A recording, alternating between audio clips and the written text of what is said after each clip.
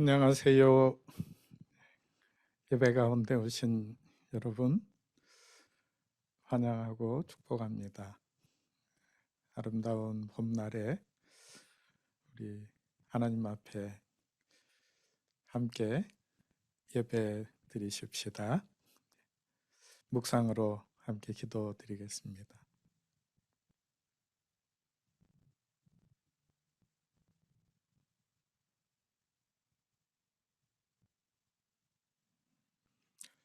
오라 너희 모든 목마른 자들아 물로 나아오라.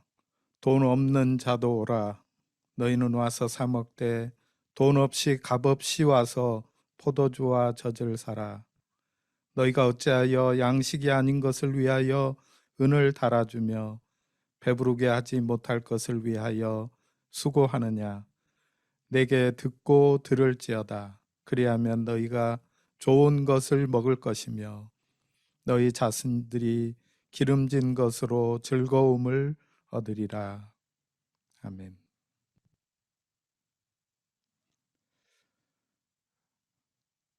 만군의 여호와 우리 하나님, 거룩한 주일 저희들을 주님 앞으로 불러주시고 주님 은혜 안에 거하게 하시며 삼위일체 하나님께 기쁨으로 예배드리게 하시니 감사합니다.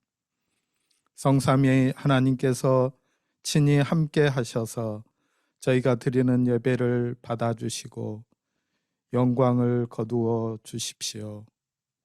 예배하는 주의 종들에게 오늘도 하늘의 신령한 은혜와 땅의 기름진 복으로 채워주셔서 기쁨이 넘쳐나게 해주십시오. 연약한 자를 강건하게 하시고 고단한 사람들에게 새 힘을 주시며 상처난 마음을 자비의 손길로 만져주시기를 원합니다. 우리 구주 예수님의 이름으로 기원합니다. 아멘. 함께 하나님 앞에 찬양으로 나아가도록 하겠습니다. 오랜만에 우리 찬양팀이 함께 모여서 찬양을 미리 준비했습니다. 우리 함께 다 같이 찬양으로 나아가도록 하겠습니다.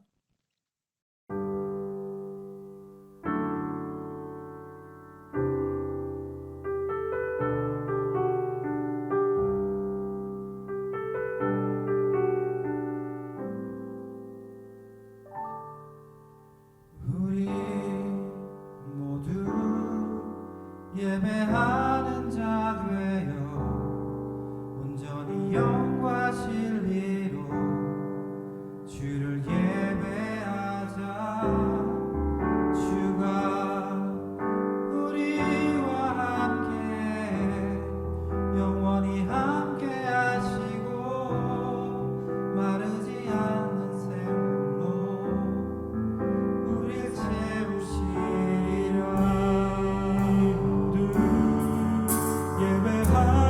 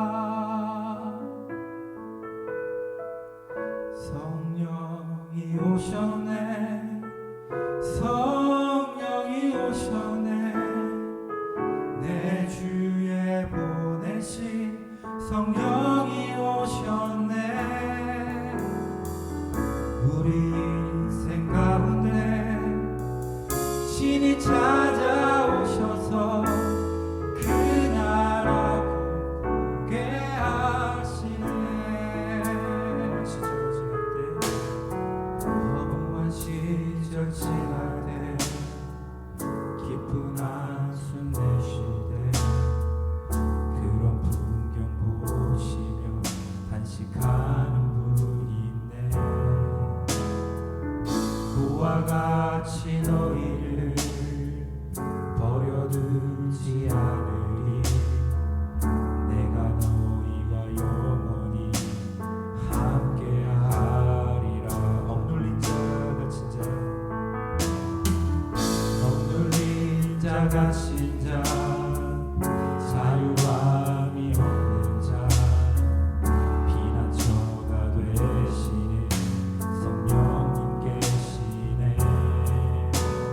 주의 영이 계신 곳에 잠자리가 있다네.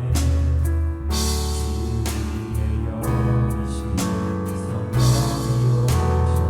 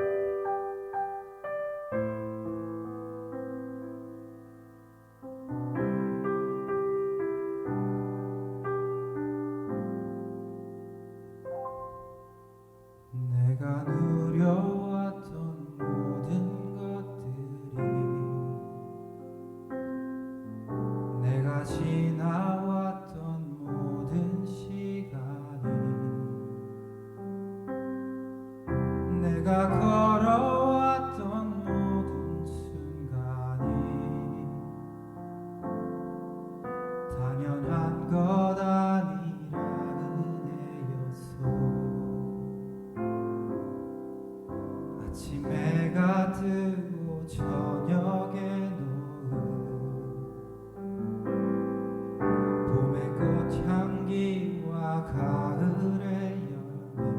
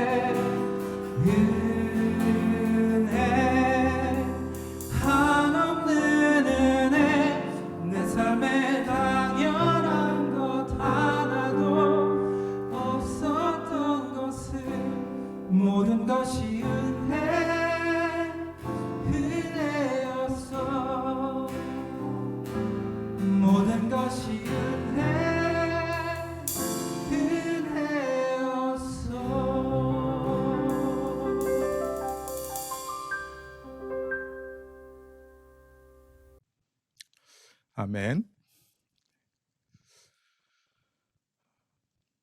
우리 은혜 주시는 하나님 앞에 우리의 마음을 고백하며 함께 기도하기를 원합니다. 우리 고백의 기도를 자막에 있는 대로 함께 드리도록 하겠습니다. 함께 기도하죠. 불꽃 같은 눈으로 인생을 감찰하시며 사람의 마음과 생각을 꿰뚫어 보시는 하나님, 주 앞에 의로운 자 수 없고 그 은밀한 죄도 숨길 수가 없음을 알고 있습니다.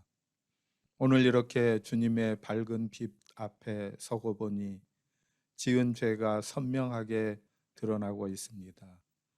지난날의 부끄러운 사연들이 끊임없이 생각나고 있습니다. 그동안 저희들의 마음은 정결하지 못했고 행실은 의롭지 못했으며 삶의 모습은 하나님의 자녀답지 못했습니다. 거룩하신 하나님, 이러한 저희들은 자신의 능력만으로는 참된 예배자가 될 수 없사오니 고백하는 우리의 모든 죄와 허물을 용서하여 주십시오. 예수님의 십자가의 능력으로 담대히 하나님 앞에 서게 하여 주십시오. 예수님의 이름으로 이 고백의 기도를 드립니다. 아멘.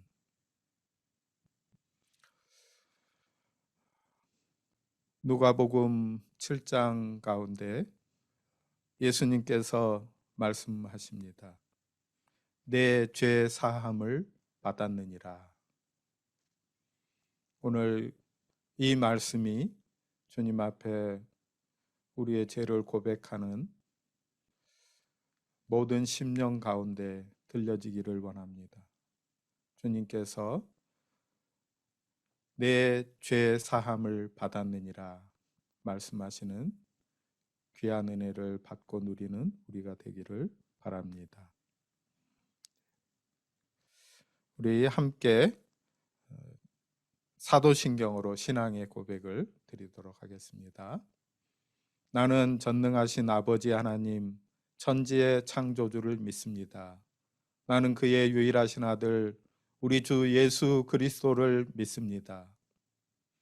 그는 성령으로 잉태되어 동정녀 마리아에게서 나시고 본디오 빌라도에게 고난을 받아 십자가에 못 박혀 죽으시고 장사된 지 사흘 만에 죽은 자 가운데서 다시 살아나셨으며 하늘에 오르시어 전능하신 아버지 하나님 우편에 앉아 계시다가 거기로부터 살아있는 자와 죽은 자를 심판하러 오십니다. 나는 성령을 믿으며 거룩한 공교회와 성도의 교제와 죄를 용서받는 것과 몸의 부활과 영생을 믿습니다. 아멘. 기도드리겠습니다. 환난의 날에 우리의 피난처가 되시며 반석이 되신 하나님을 찬양합니다. 오늘도 예배의 자리로 나올 수 있도록 인도하여 주심을 감사드립니다.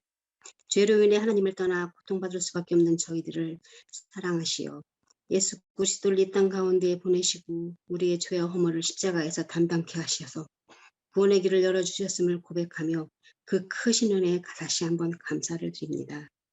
지난 한 주도 성령님의 인도하심을 통해 하나님의 뜻을 알고 성령을 통해 진리를 깨달을 수 있도록 도와주셔서 감사합니다.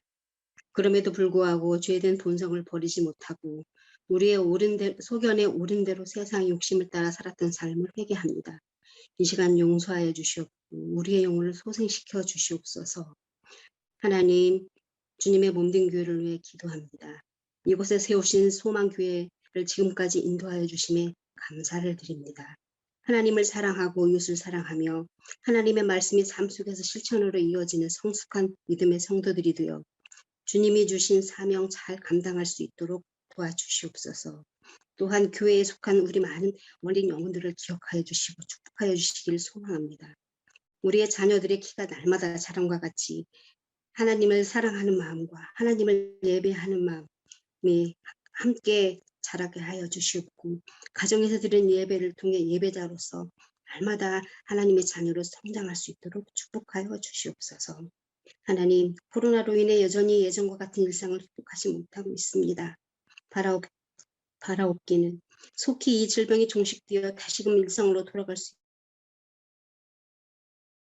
있도록 소망하여 저희들이 놓지 말아야 할 것이 무엇인지 그리고 마땅히 깨달아야 할 바가 무엇인지를 아는 저희들이 될 수 있도록 인도하여 주시옵소서. 교회 안에 질병으로 또 마음의 상처로 그리고 경제적인 어려움으로 힘들어하는 성도들이 있습니다. 치유하여 주시고 위로하여 주시고 회복시켜 주시옵소서. 변화된 환경 속에서도 하나님 온전히 예배할 수 있는 믿음의 성도들로 성장시켜 주시고 성도 간의 교제가 단절되지 않도록 붙잡아 주시옵소서. 여러 방식으로 교제를 통로의 기회를 주시어서 서로를 위해 기도하며 기쁨과 슬픔을 함께 나누는 동역자들이 될 수 있도록 소망합니다.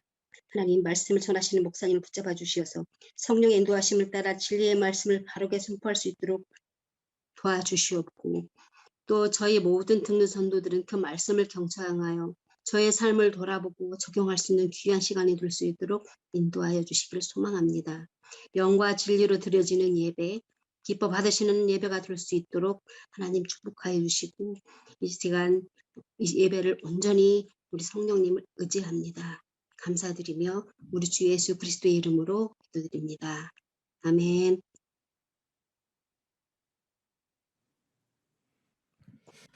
아멘. 감사합니다.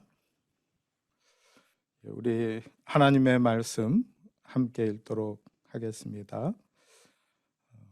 요한복음 10장 40절에서 11장 16절까지 말씀인데요. 10장의 말씀은 제가 읽고 그리고 11장의 말씀은 저와 여러분이 교독하여 읽도록 하겠습니다.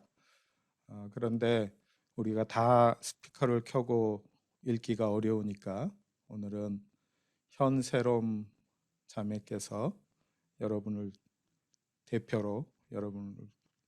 대표로 해서 읽어 주시겠습니다. 하나님 말씀을 받들어 읽겠습니다. 다시 요단강 저편 요한이 처음으로 세례 베풀던 곳에 가사 거기 거하시니 많은 사람이 왔다가 말하되 요한은 아무 표적도 행하지 아니하였으나 요한이 이 사람을 가리켜 말한 것은 다 참이라 하더라. 그리하여 거기서 많은 사람이 예수를 믿으니라. 어떤 병자가 있으니 이는 마리아와 그 자매 마르다의 마을 베다니에 사는 나사로라.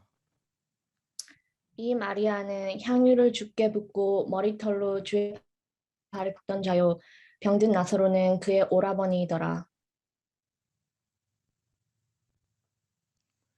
이에 그 누이들이 예수께 사람을 보내어 이르되 주여 보시옵소서 사랑하는 자가 병들었나이다 하니 예수께서 들으시고 이르시되 이 병은 죽을 병이 아니라 하나님의 영광을 위함이요 하나님의 아들이 이로 말미암아 영광을 받게 하려 함이라 하시더라. 예수께서 본래 마르다와 그 동생과 나사로를 사랑하시더니 나사로가 병들었다 함을 들으시고 그 계시던 곳에 이틀을 더 유하시고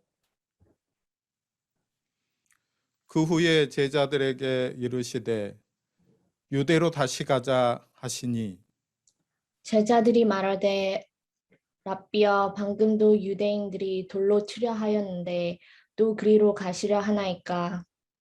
예수께서 대답하시되 낮이 12시간이 아니냐 사람이 낮에 다니면 이 세상에 빛을 보므로 실족하지 아니하고 밤에 다니면 빛이 그 사람 안에 없는 고로 실족하느니라. 이 말씀을 하신 후에 또 이르시되 우리 친구 나사로가 잠들었도다 그러나 내가 깨우러 가노라. 제자들이 이르되 주여 잠들었으면 낫겠나이다 하더라. 예수는 그의 죽음을 가리켜 말씀하신 것이나 그들은 잠들어 쉬는 것을 가리켜 말씀하신 줄 생각하는지라. 이르시되 나사로가 죽었느니라. 내가 거기 있지 아니한 것을 너희를 위하여 기뻐하노니 이는 너희로 믿게 하려 함이라. 그러나 그에게로 가자 하시니 디두모라고도 하는 도마가 다른 제자들에게 말하되 우리도 주와 함께 죽으러 가자 하니라. 아멘. 아멘. 이는 하나님의 말씀입니다. 하나님 감사합니다.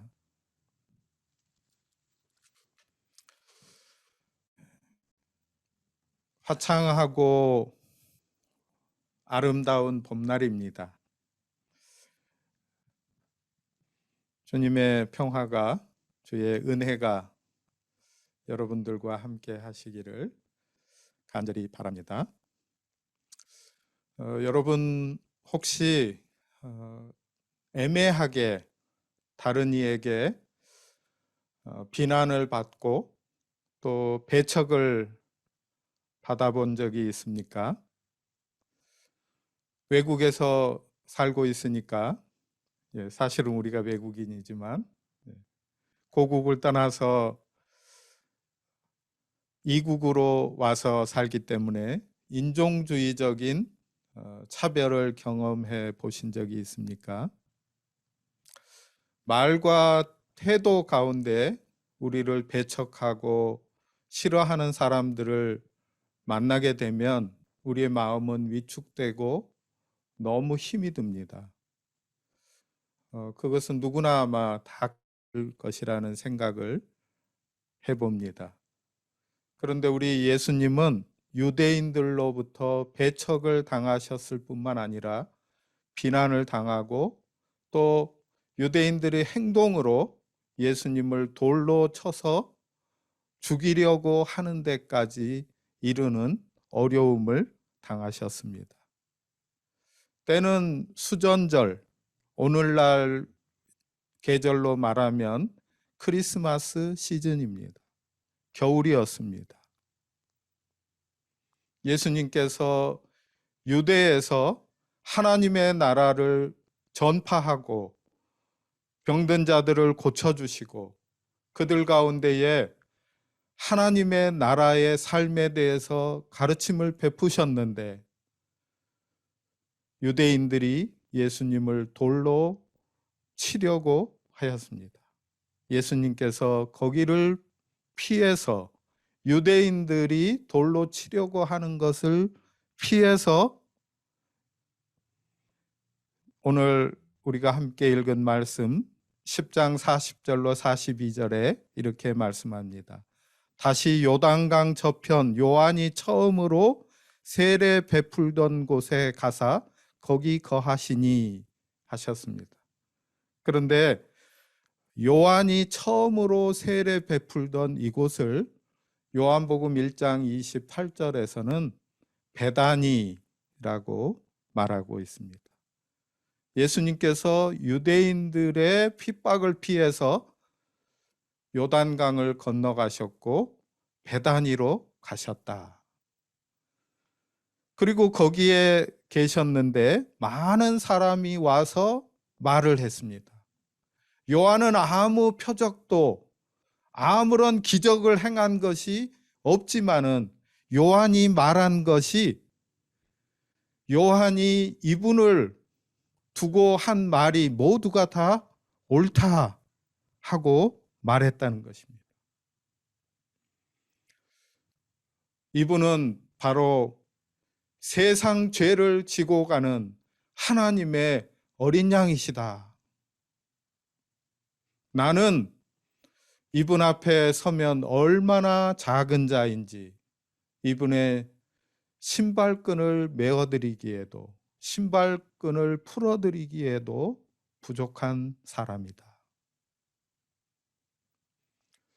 이 예수님은 흥하여야겠고 나는 점점 쇠해져 가야 한다 하고 말했는데 이 모든 말씀들이 참되다, 옳은 말이다, 예수님이 얼마나 크고 놀라우신지 이 세례 요한이 말한 것이 참되다 하고 예수님을 믿는 사람이 많았다는 것입니다.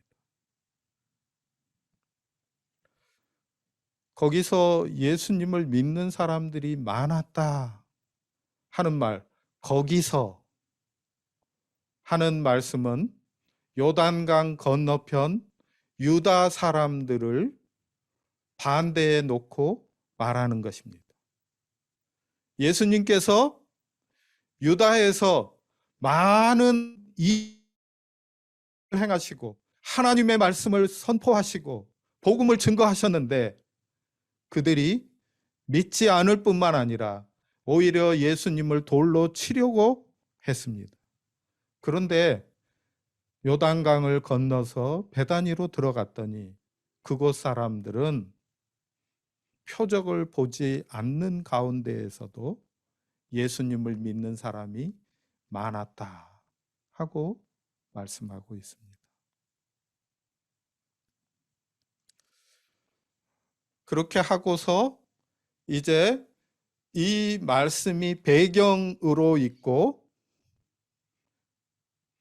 예수님께서 행하신 놀라운 기적들을 표적이라고 말씀했던 요한복음, 이 요한복음에는 예수님의 기적, 이것을 표적이라고 말씀했는데 기적을 영어로 하면 미라클, 표적은 사인이라고 할 수 있는 것이죠. 기적을 통해서 전해주시는 그림, 그 기적을 통해서 보여주시는 하나님의 메시지에 대한 말씀이 7가지가 기록이 되어 있습니다.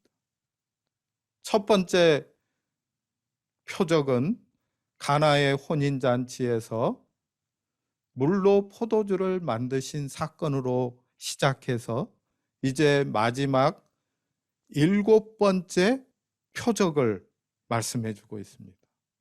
죽은 나사로를 살려내시는 표적, 이 이야기가 진행이 됩니다.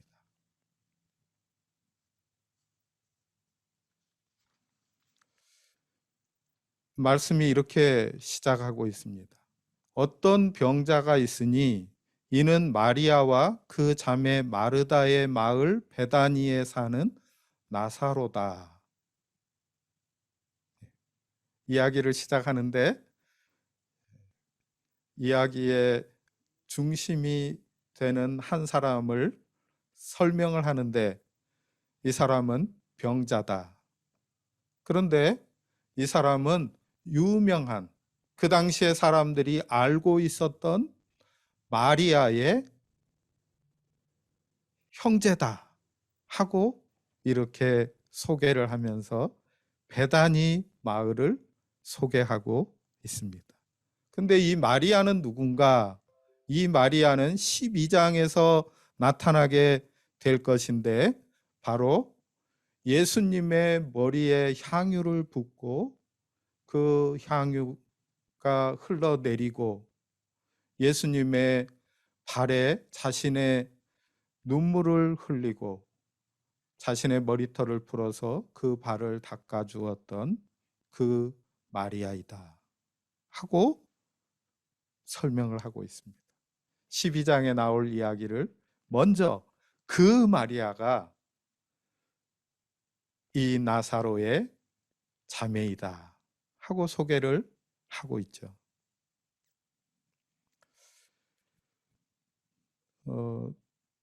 아까 10장 40절에서 42절 말씀에 보면 예수님이 유대 사람들의 핍박을 피해서 세례 요한이 세례 주던 곳으로 피난을 갔는데 그곳 이름이 베다니였습니다. 그런데 이 병자가 살고 있는 마을이 베다니입니다. 이 두 베다니는 다른 지역에 있는 베다니입니다.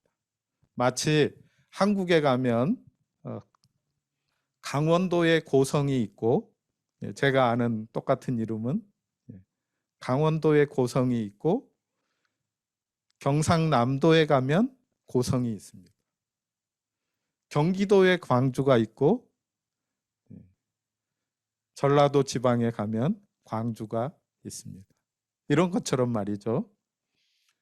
베다니에 계셨는데 베다니에서 병자가 생겨났고 그 누이들이 예수께 사람을 보내서 주여 보시옵소서 사랑하는 자가 병이 들었습니다. 이렇게 전했던 것입니다. 그런데 이 베단이라고 하는 마을의 이름의 뜻이 참 특이합니다. 사람이 사는 동네를 이렇게 이름을 지었다는 것이 이상한데요. 하우스 오브 미저리, 비참한 사람들의 집, 슬픔의 집, 이런 뜻을 가진 동네입니다.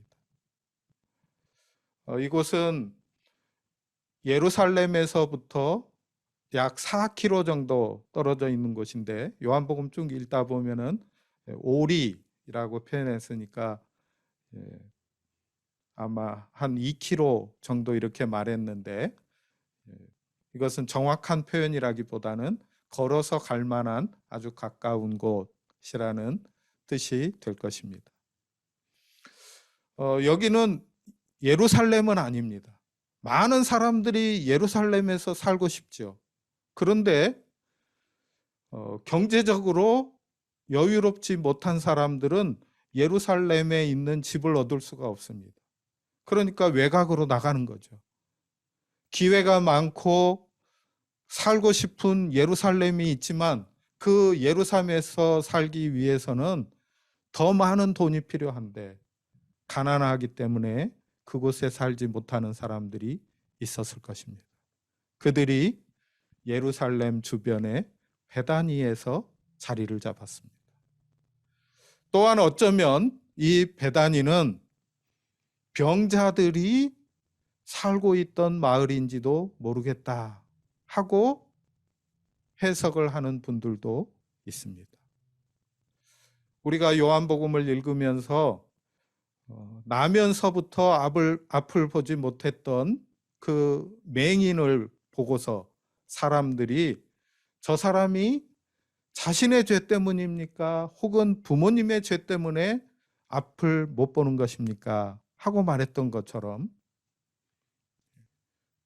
병 들었다 하는 것에 대해서 그 당시 사람들은 잘못 생각해서 하나님에게 저주받았다 이런 생각을 하고 있었기 때문에 예루살렘에 들어가 살지 못하고 그 이웃에 살고 있었는지도 모르겠습니다. 그런데 이 마리아와 마르다의 형제인 나사로가 깊은 병이 들었습니다. 병이 들었는데 예수님에게 사람을 보내서 전가를 합니다. 주여 보시옵소서 사랑하는 자가 병들었나이다 하고 전달을 합니다. 그런데 뒤가 점점점 오셔서 고쳐주시기 바랍니다. 꼭 와주십시오. 이런 얘기가 나와 있지 않습니다. 생략된 것인지 알 수 없지만 우리가 이 전체 말씀 가운데에서 미루어 알 수 있는 내용은 아마도 참아 못하는 마음이었을 것입니다. 우리가 사람이 참 사람인 것은 참아 못하는 마음입니다. 마을이 흉년이 들고 가뭄이 들어서 동네가 다 어려움을 겪고 있습니다. 농사 짓는 것이 모두 다 망치게 되었습니다. 그런데 그곳에 가서 사람들이 야영을 하고 그곳에서 웃고 떠들고 하면서 마을 사람들을 아랑곳하지 않는 그런 기사들을 예전에 본 적이 있습니다. 그러나 참 사람이면 사람들은 참아하지 못하는 일이 있는 거죠. 이 나사로는 어쩌면 언제부터 병이 들었는지는 알 수 없지만 병약한 가운데에 고난과 어려움을 당하고 약한 몸을 가지고 있었는데 그 병이 낫기는커녕 점점 더 심해져서 지금 죽을 위기에 놓여지게 된 겁니다. 그래서 예수님에게 큰 사랑을 보냈습니다. 그러나 이 자매들은 예수님더러 제발 꼭 와주십시오. 이런 말을 차마 하지 못하는 거죠. 왜냐하면 유대인들이 예수님을 핍박하고 예수님을 죽이려고 하는 것에 대해서 너무나도 잘 알고 있기 때문입니다. 복음서를 읽어보면 예수님께서는 갈릴리에서 사역을 하시다가 요한복음에서는 3번에 걸쳐서 유다에 예루살렘에 다녀오시는 이야기가 있습니다. 그런데 예루살렘에 들어가셔서 말씀을 전하시고 사역을 하실 때마다 예수님은 베다니로 가서 쉬셨습니다. 저녁이 되면 쉬고 싶으신 시간에는 베다니로 들어가셨습니다. 그러니까 이 나사로와 마르다, 마리아 이들은 예수님의 사역에 대해서 너무나도 잘 알고 있습니다. 유다인들이 예수님을 죽이려고 하는 사실에 대해서 너무 잘 알고 있습니다. 그래서 예수님더러 이 유다로 참아 와주십시오 하고 말씀드리지 못하는 것입니다.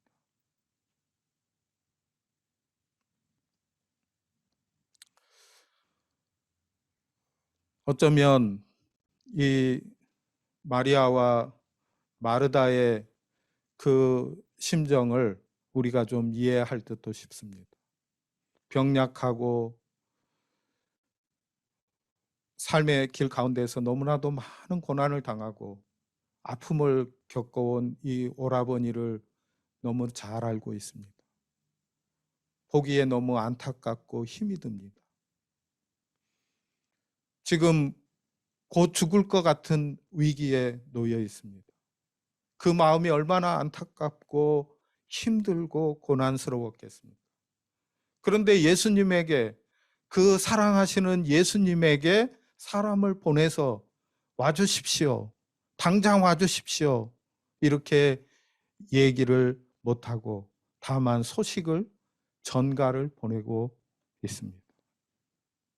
이들은 어쩌면 그 간절한 마음으로 지푸라기라도 잡고 싶은 심정이 아니었을까 생각을 해봅니다.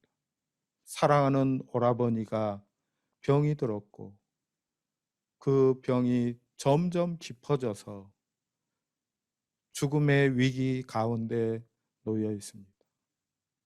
예수님에게 사람을 보내두었습니다.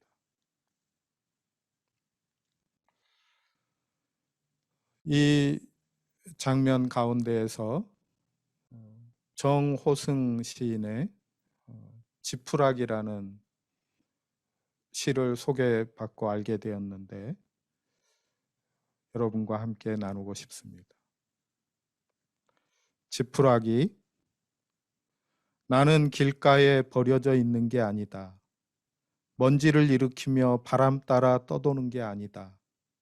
지푸라기라도 잡고 싶은 당신을 오직 기다릴 뿐이다. 내일도 슬퍼하고 오늘도 슬퍼하는 인생은 언제 어디서나 다시 시작할 수 없다고, 오늘이 인생의 마지막이라고 길바닥에 주저앉아 우는 당신이 지푸라기라도 잡고 다시 일어서길 기다릴 뿐이다. 물과 바람과 맑은 햇살과 새소리가 섞인 진흙이 되어 허물어진 당신의 집을 다시 짓는 단단한 흙벽돌이 되길 바랄 뿐이다.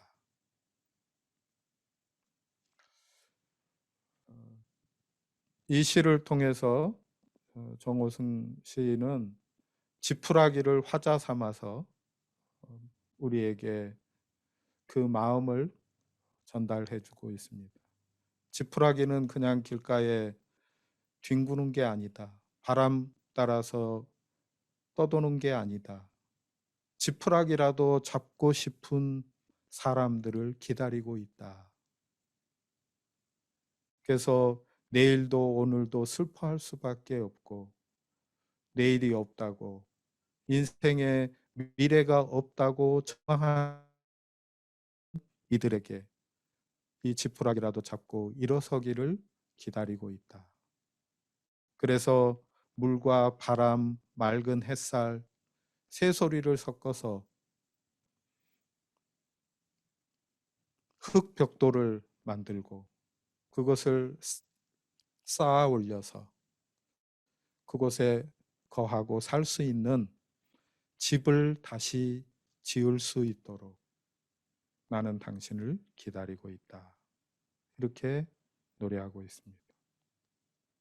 사랑하는 여러분, 예수님은 유대인들의 죽이려고 하는 그 핍박을 피해서 요단강을 건너서 베다니 마을로 피신을 했습니다.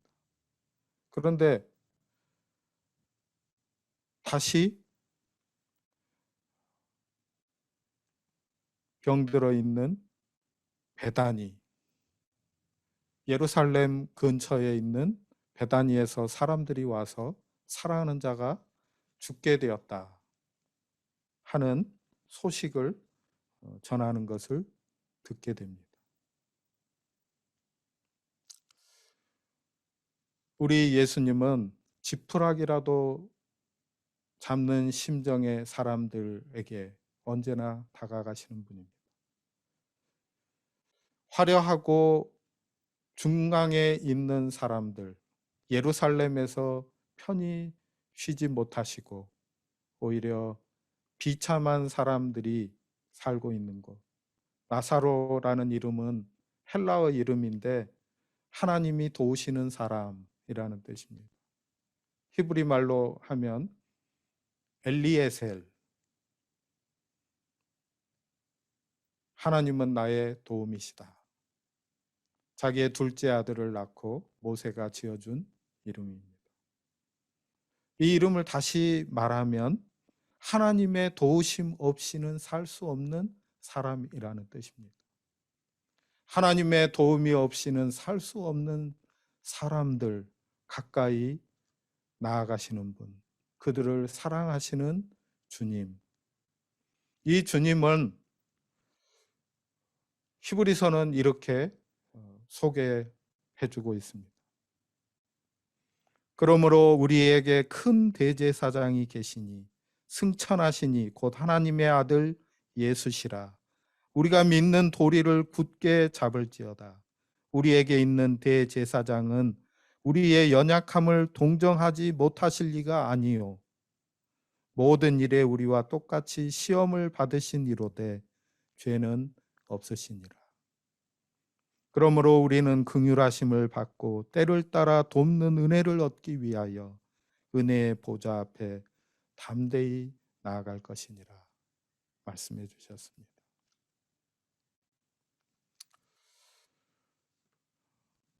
예수님께서 이 소식을 들으셨을 때 4절부터입니다. 이 소식을 들으시고 이 병은 죽을 병이 아니라 하나님의 영광을 위함이요 하나님의 아들이 이로 말미암아 영광을 받게 하려 함이다 말씀하십니다. 나사로의 병 든 것에 대해서 말씀하시면서 이 병은 죽을 병이 아니라 하나님의 영광을 위한 것이다.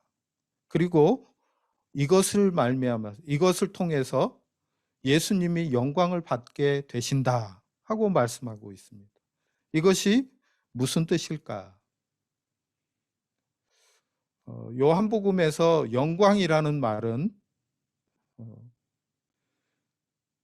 보내신 분의 맡기신 일을 완전히 이루어 드리는 것, 이것을 영광이라고 말하는 것입니다.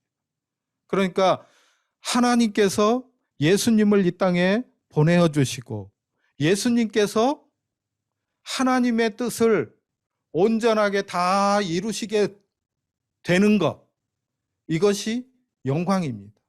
이것을 다 이루어 드린 예수님, 그분에게 영광이 나타나는 것입니다. 그리고 두 번째 다른 뜻도 있는데요. 그 뜻은 바로 맡겨주신 분이 사명으로 주신 일들을 다 이루고 난 후에 다시 맡겨주신 분에게로 돌아감이라는 뜻입니다. 우리가 알기 쉬운 말로 바꾸어서 말하자면 바로 예수 그리스도의 십자가의 처형을 암시하는 말씀입니다. 예수님께서 요한복음에서 내가 영광을 받았다, 내가 영광을 받게 될 것이다 말씀하시는 본문은 모두가 다 십자가를 앞에 둔 말씀입니다. 예수님께서 이 나사로의 죽음과 다시 살아남 때문에 십자가의 죽음으로 나아가게 되는 원인이 될 것이다 하고 말씀해 주시는 뜻이라는 것입니다. 후에 다시 조금 더 살펴보기로 하고요. 여기에 보면 사랑하시더니라는 말씀이 나오는데 헬라어로 에가파라는 단어를 썼는데 이 단어는 알 필요는 없지만 아가파오라고 하는 사랑하다라고 하는 헬라어 단어의 3인칭 단수 미완료형입니다. 에가파. 이 말씀을 조금 더 명확하게 풀어보면 지금도 사랑하시는 이런 뜻입니다. 지금도 사랑하는 사이다라는 뜻입니다. 예수님께서 나사로와 그 자매들을 사랑하시는데 항상 사랑하셨고 지금도 사랑하고 계시는 사이다 하고 말씀해 주고 있습니다. 그런데 예수님께서 이틀에 더 유하시는, 거기에 이틀을 더 계시는 것을 본문 말씀은 우리에게 가르쳐 줍니다. 여러분, 우리가 하나님 앞에 기도를 드리는데 기도가 즉각 응답받지 못해서 어려움을 당할 때가 있습니다.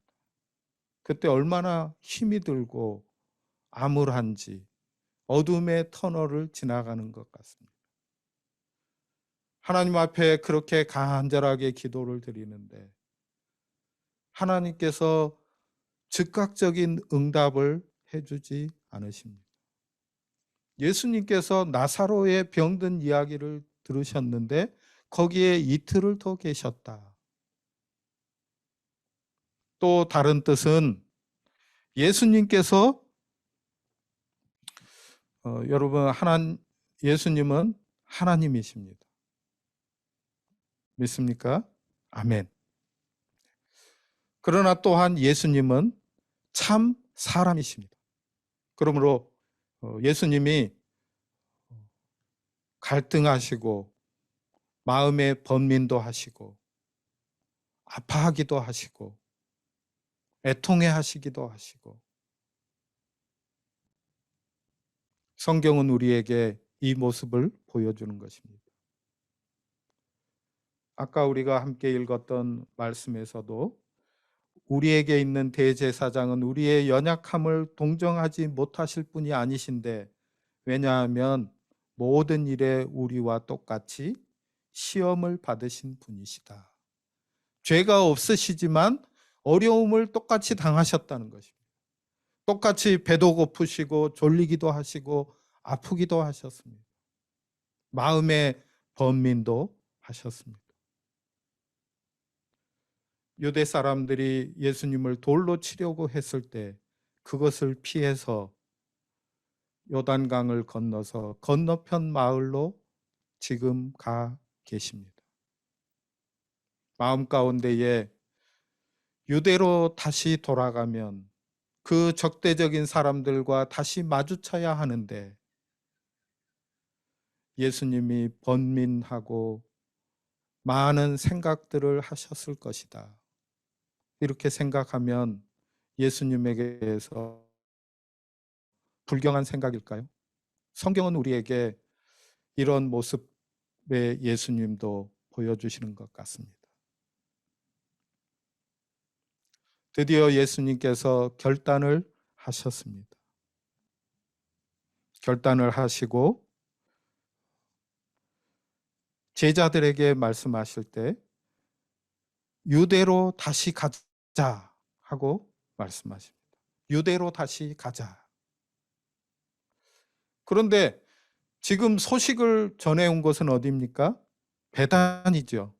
그런데 이 성경을 기록하는 요한이 예수님께서 말씀하실 때 우리가 유대로 가자 이렇게 말씀하셨다는 것입니다. 물론 베다니는 유대에 속해 있는 땅이니까 거기로 가면 되죠. 그런데 굳이 유다로 가자, 유대로 가자 말씀하신 것은 그 배척과 핍박이 있는 그 땅으로 다시 가자 하고 말씀하셨다는 것입니다. 예수님께서 고난을 향해서 가시는 모습을 우리에게 보여주고 있습니다. 예수님께서는 아픔과 괴로움을 앞에 두고서도 많은 번민과 고통 가운데 하나님 앞에 부르짖으며 기도하시는 중에서도 십자가로 나아가셨습니다. 나무나 돌처럼 예수님이 아무 감정도 아무 아픔도 없이 번민도 없이 사람들을 사랑하고 사랑하는 사람들을 위해서 자신을 내어주신 것이 아니다 하는 것을 우리는 말씀을 통해서 알 수 있습니다. 사랑하는 여러분, 우리 주님께서는 나사로의 무덤 앞에서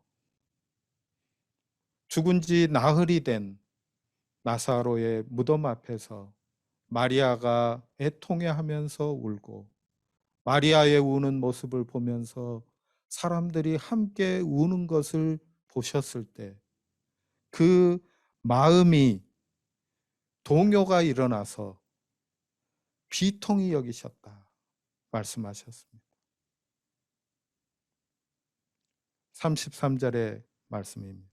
비통히 여기셨다 하는 이 단어를 타라소라고 하는 헬라어를 썼는데 이 말은 마음이 동요가 일어나고 격동이 일어났다 하는 단어입니다.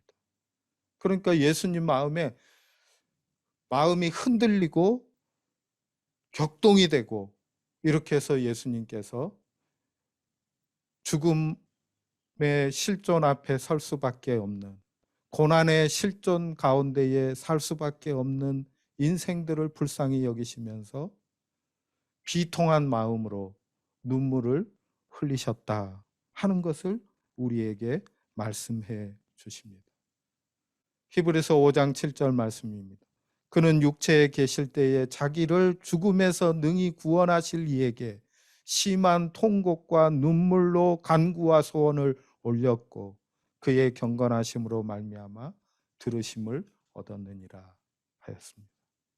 십자가 앞에서 통곡과 눈물로 간구하고 소원을 올려드리고 평화의 성이어야 하는 예루살렘 성 앞에서 그 성을 전쟁터로 만들고 죽음의 도성으로 만들어 놓은 그 사람들을 생각하면서 눈물을 흘리시고, 죽음의 실존 앞에 놓여 있는 인생들을 마음이 격동되셔서 아파하면서 눈물을 흘리신 우리 주님이 예수님이시다 하는 것을 우리는 말씀을 통해서 알 수 있습니다. 이제 마지막 말씀을 나누고 마치려고 합니다. 비록 수만 명의 사람들이 땅에 돌로 된 길을 깔고 채소의 모든 흔적을 지워버리고 나무들을 잘라내고 들고 짐승들을 다 쫓아내고 나프타와 석탄 연기로 채워 사람들이 촘촘하게 모여 사는 작은 땅 한 조각을 훼손하려고 온갖 애를 썼을지라도 여전히 봄은 봄이었다. 태양은 따뜻했고 공기는 향기로웠다. 풀이 뿌리채 뽑히지 않았던 모든 곳에서는 풀이 소생했으며 대로의 좁은 잔디밭에서뿐만 아니라 길을 위해서 깔아놓은 돌 사이에서도 솟아났다. 톨스토이가 쓴 부활이라고 하는 소설의 첫 부분입니다. 주인공인 에카테리나 미하일로프, 또 마슬로바, 이들이 갇혀 있는 감옥의 퀴퀴하고 썩은 냄새, 그리고 음산한 분위기를 대지에 찾아온 봄의 부활의 위세에 견주어서 대비시키면서 시작을 하고 있습니다. 대지에 찾아온 봄의 부활, 그리고 인간의 절망적인 상황, 황폐화된 인간들을 대조시키면서 하나님께서 우리에게 주시는 부활은 자연이 갖는 거대한 자가 치유력이 이 자연 안에 계시되어 있다 하는 것을 보여주고 있습니다. 자연은 죽음을 노래하기보다는 죽음 후에 부활을 예찬하는 대서사시와 같습니다. 인간과 자연의 역사 자체가 죽음의 역사가 아니라 죽음을 극복하는 부활의 역사입니다. 부활은 잔혹하게 공격하는 세상에서 부대끼며 사는 사람들이 붙드는 미래입니다. 생명을 위협하는 죽음의 권세들 한복판에서 부활 신앙은 위력을 나타냅니다. 우리는 이것을 예수 그리스도 안에서 경험합니다. 이 진리를 극적으로 표현하는 장면이 바로 나사로의 무덤으로 뚜벅뚜벅 걸어가신 예수님의 모습입니다. 예수님은 나사로의 무덤으로 걸어가실 뿐만 아니라 실상은 비참하고 위험하기 짝이 없는 자기 죽음의 길로 뚜벅뚜벅 걸어가시는 것입니다.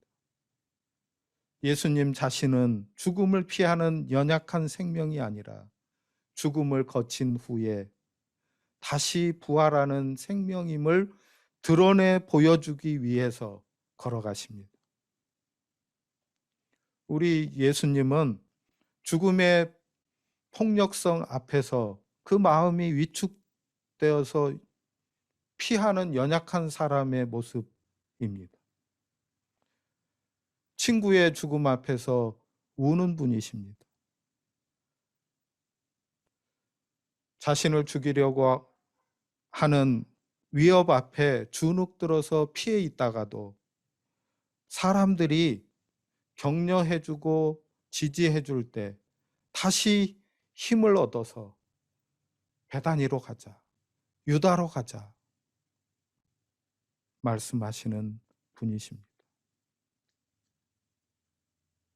예수님은 죽음을 바라보면서 자기에게 죽음이 될지도 모르는 위험한 여정을 친구 때문에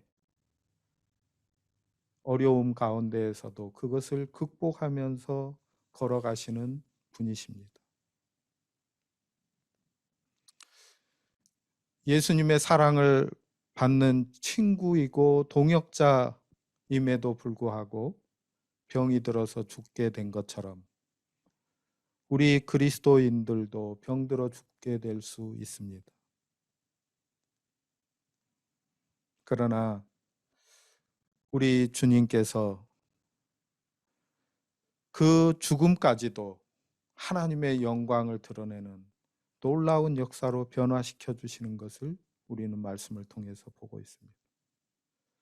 아까 읽어드린 톨스토이의 부활에서도 네올리로트 백작은 이런 부활을 경험하는 모습을 나타내 보여줍니다. 처음에 이 사람은 사납고 배타적이고 음탕했던 귀족입니다. 그런데 회심하고 농노들에게 모든 땅들을 나눠주고 자신의 죄악 때문에 비참한 죄수로 전락한 여인에게 가서 용서를 구하는 모습을 보여줍니다. 오늘날 우리가 살고 있는 이 시대는 참으로 죽음을 앞에 두고 살아가는 시대입니다. 모두 다 죽음을 두려워하고 발버둥치는 세상입니다. 이 세상에서 부활을 사는 우리 그리스도인들은 생명 회복을 예수 그리스도 안에서 경험한 사람들입니다. 그리고 변화되어서 사회가 아름답게 될 수 있도록, 사회의 정의가 일어날 수 있도록, 어려움과 고통 가운데 빠져 있는 사람들, 그들을 바라보면서 연대하고 연민의 마음으로 바라보면서 하나님 나라의 운동에 동참하는 사람들입니다. 애가파, 지금도 사랑받는 사람들. 예수님께서 우리를 사랑하시는데 애가파, 지금도 사랑하신다 하고 말씀하십니다. 지금도 사랑을 받고 있는 우리는 우리를 아시고 은혜를 베푸시고 함께 하시는 주님과 봄을 맞이하고 부활의 생명을 전하는 삶을 살아갈 수 있게 되기를 간절히 바랍니다. 우리 주님이 우리와 함께 하십니다. 우리 함께 하나님 앞에 찬양을 올려드리도록 하겠습니다. 오늘 찬양은 아까 우리가 함께 불렀던 은혜라고 하는 곡을 부르도록 하겠습니다. 찬양하겠습니다.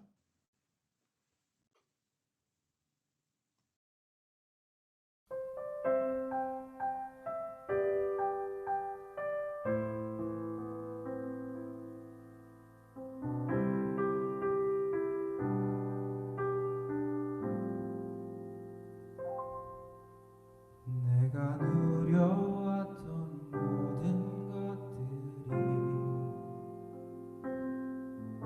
내가 지나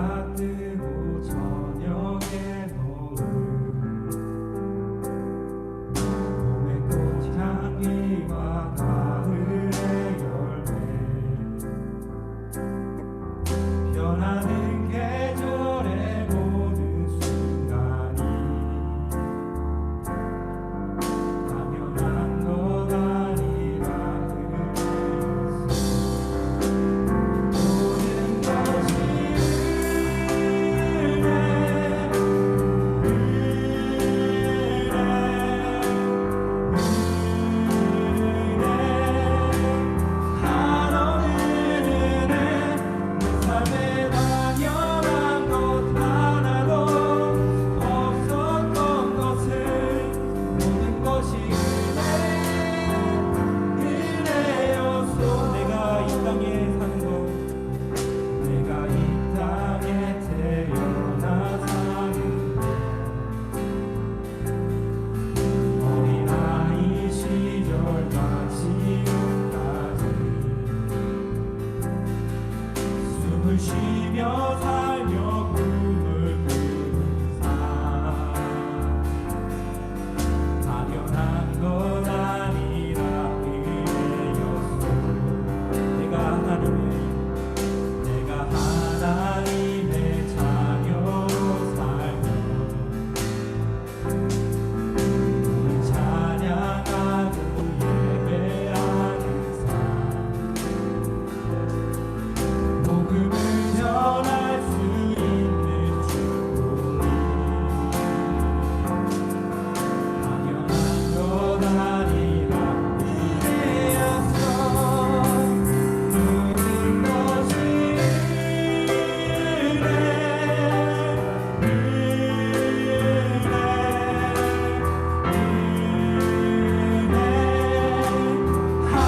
모든 것이 내 삶에 당연한 것 하나도 없었던 것을 모든 것이 은혜였소.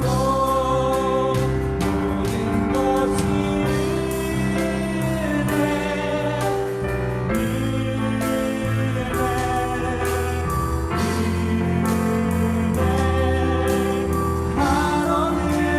내 삶에 당연한 것 하나도 없었던 것을 모든 것이 은혜였소.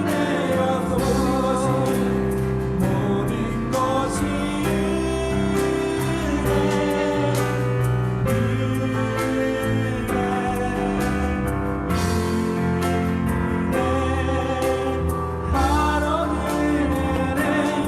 삶에 당연한 것 하나도 없었던 것을 모든 것이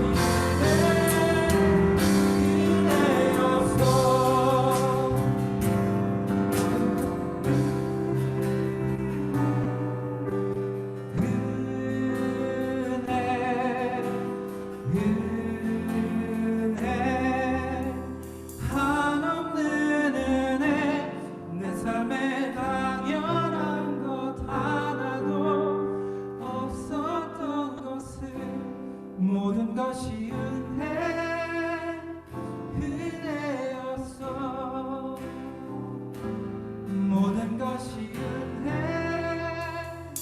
은혜였어.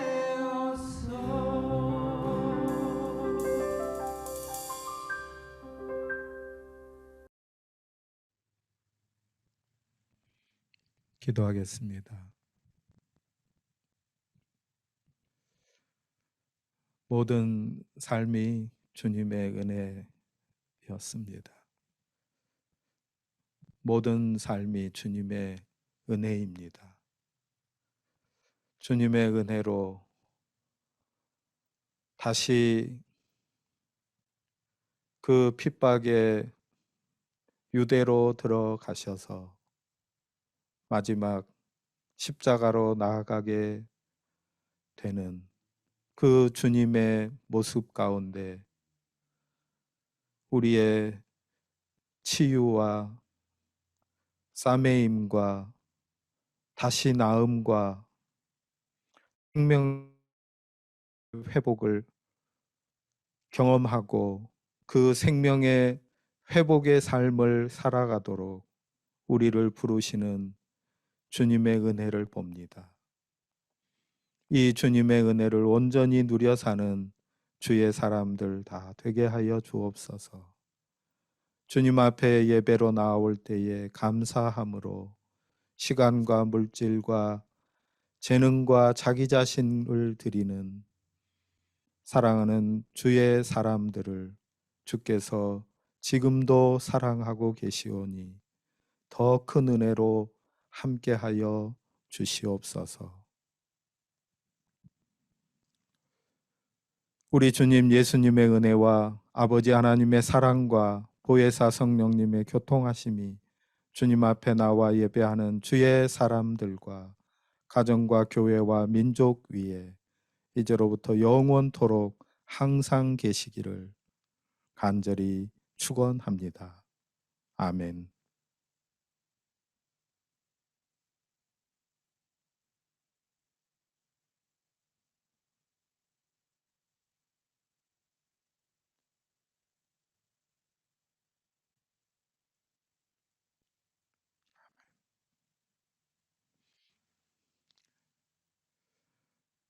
감사합니다.